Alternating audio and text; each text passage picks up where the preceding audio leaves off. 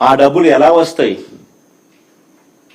అంటే 1,00,000 ఎకరాల్లో, ఆ 1,00,000 ఎకరాల్లో కేవలం రోడ్లు వేయడానికి, కేవలం కరెంట్ ఇవ్వడానికి, కేవలం సివరేజ్ వ్యవస్థ క్రియేట్ చేయడం కోసం, కేవలం నీటి వ్యవస్థ క్రియేట్ చేయడం కోసం, బేసిక్ ఇన్ఫ్రాస్ట్రక్చర్ క్రియేట్ చేయడం కోసం ఈ 1,00,000 ఎకరాలలో 2,00,000 కోట్లు కావాలి అని వీళ్ళు చెప్పిన లెక్కల ప్రకారమే.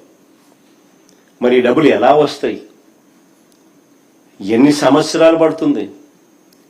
ఎన్ని దశాబ్దాలు పడుతుంది? ఈ దశాబ్దాలు పట్టే ఈ సమయంలో, ఇన్ని సంవత్సరాలు పట్టే ఈ సమయంలో ఈ 2,00,000 కోట్లు ఇంకా ఎంతగా పెరిగిపోతూ పోతుంది.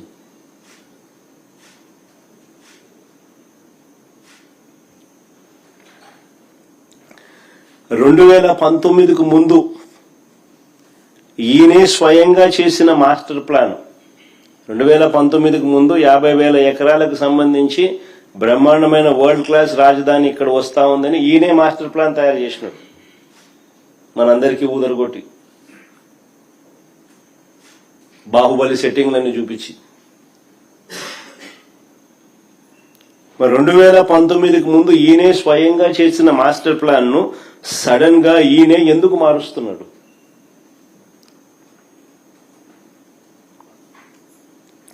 అప్పుడు ఇదే 50,000 ఎకరాల్లోనే బ్రహ్మాండమైన బెస్ట్ క్యాపిటల్ అని చెప్పి ఊదరగొట్టిన ఇదే వ్యక్తి ఈరోజు ఎందుకు మున్సిపాలిటీగా మిగిలిపోతుందని చెప్పి ఎందుకు అంటున్నాడు?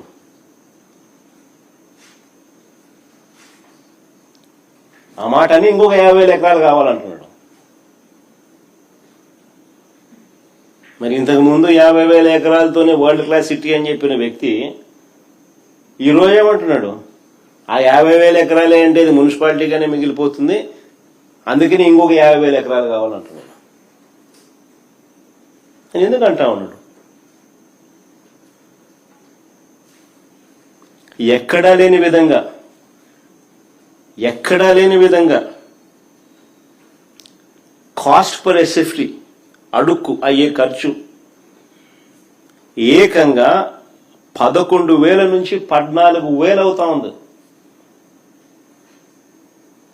కాస్ట్ పర్ ఎస్ఎఫ్టీ ఎక్కడా చూడని విధంగా, ఎక్కడా లేని విధంగా అడుక్కయ్యే ఖర్చు 11,000 నుంచి 14,000 దాకా ఎందుకు అవుతా ఉంది? ఏ స్కాముల వల్ల ఇది ఎగబాకుతా ఉంది అన్న వీటికి సమాధానం ఎక్కడైనా అసెంబ్లీలో చెప్పాడా? 5:30 గంట అసెంబ్లీలో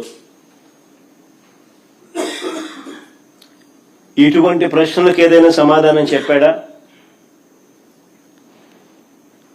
ఆ 5:30 గంటల సమావేశం కేవలం జగన్ను, వైఎస్ఆర్ కాంగ్రెస్ పార్టీని దుమ్మెత్తిపోయడానికి, బూతులు తిట్టడానికి మాత్రమే వాడుకున్నారు.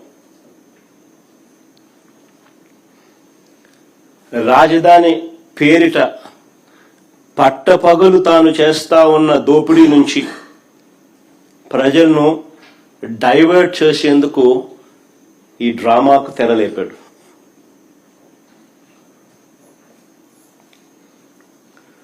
ఆశ్చర్యం ఏమిటో తెలుసా? ఓవైపు అసెంబ్లీ పిలుస్తాడు. ఇంతకుముందు నేను అన్నాను కదా, ఈ మనిషికి చిత్తశుద్ధి లేదు, నిజాయితీ అంతకన్నా లేదు అని చెప్పి. ఆశ్చర్యం ఏమిటి అని అంటే, ఓవైపు అసెంబ్లీని పిలుస్తాడు, ఇంకోవైపు అదే చట్టసభలో భాగమైన కౌన్సిల్ని పిలవడు.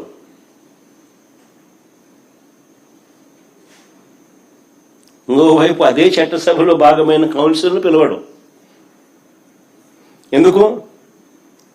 కౌన్సిల్ని పిలిస్తే రాజధాని పేరిట చంద్రబాబు చేస్తా ఉన్న అవినీతి భాగోతాన్ని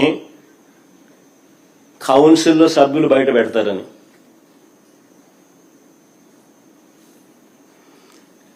ఈయన బండారాన్ని అంతా కూడా వాళ్ళు కడిగి పాడేస్తారని.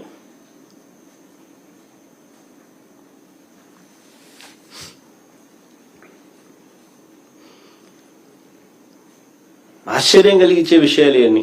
ఈయన అంటాడు, భవిష్యత్తులో కూడా రాజధానిని ఎవరు మార్చకుండా చట్టం తెస్తున్నామని చంద్రబాబు నాయుడు చెప్తా ఉన్నాడు.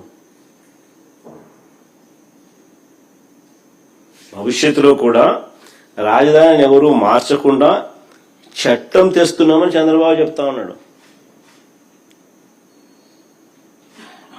ఇలా అసెంబ్లీలో వీళ్ళు చేయగలేంది మళ్ళీ అదే అసెంబ్లీలో మళ్ళీ దాన్ని మార్పులు చేయలేరా?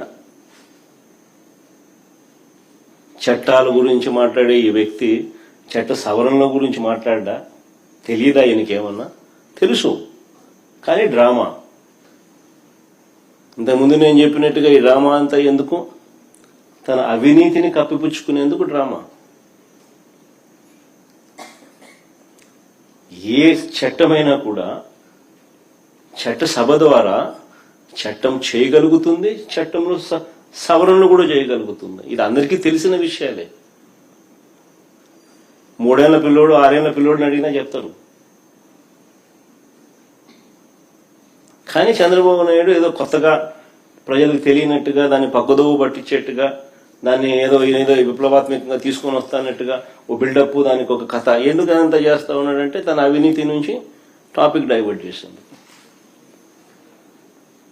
నేను సూటిగా చంద్రబాబుని అడుగుతా ఉన్నాను, 2014 నుంచి ఇప్పటి వరకు 12 ఏళ్ల కాలంగా, 2014 నుంచి ఇప్పటి వరకు, అంటే దాదాపు ఆయన 5 ఏళ్ళు, మళ్ళీ మధ్యలో మా 5 ఏళ్ళు, మళ్ళా ఇప్పుడు 2 ఏళ్ళు, దాదాపుగా 12 ఏళ్ళు కాలంలో మనస్ఫూర్తిగా చంద్రబాబు నాయుడు అడుగుతాను, నువ్వు ఈ ప్రాంతంలో ఉన్నావా అని అడుగుతా ఉన్నా. మనస్ఫూర్తిగా ఇక్కడ కాపురం పెట్టావా అని అడుగుతా ఉన్నా. ఇప్పటికీ కూడా మీ కుటుంబాలన్నీ ఎక్కడున్నాయని అడుగుతా ఉన్నా.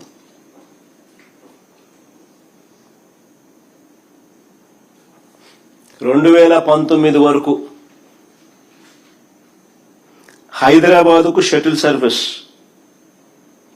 2019 వరకు కూడా ఒక పక్క ఆయన ముఖ్యమంత్రిగా ఉంటూ మరోవైపున హైదరాబాదుకు షటిల్ సర్వీస్. ప్రతిపక్ష నాయకుడిగా ఎన్నికల వరకు వీళ్ళ అడ్రస్ అంతా హైదరాబాదే.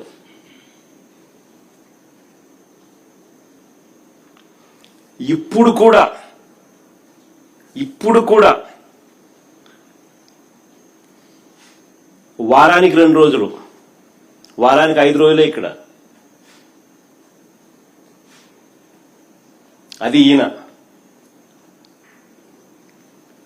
పవన్ కళ్యాణ్, ఈయన కొడుకు అయితే